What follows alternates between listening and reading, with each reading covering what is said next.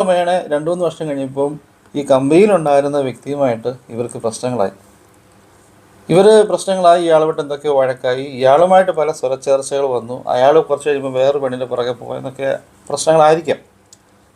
ഈ മനുഷ്യന് ഈ സ്ത്രീ ഒരു ബാധ്യതയാണ് എന്ന് മനസ്സിലാക്കിയപ്പോൾ ഇവർ പണ്ട് കറങ്ങി നടന്ന സമയത്ത് ഇയാൾ ഇവരെ പോലും അറിയാതെ എടുത്ത കുറേ വീഡിയോസ് അത് ഈ ഭർത്താവിന് ഇയാൾ അയച്ചു കൊടുത്തു.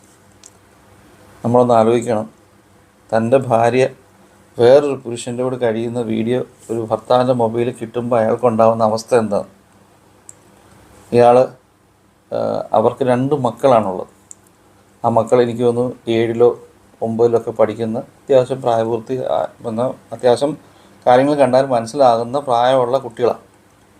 അവരെ ഈ വീഡിയോ ആ മനുഷ്യനെടുത്ത് കാണിച്ചു. അതിനകത്ത് വീഡിയോയ്ക്കകത്ത് വളരെ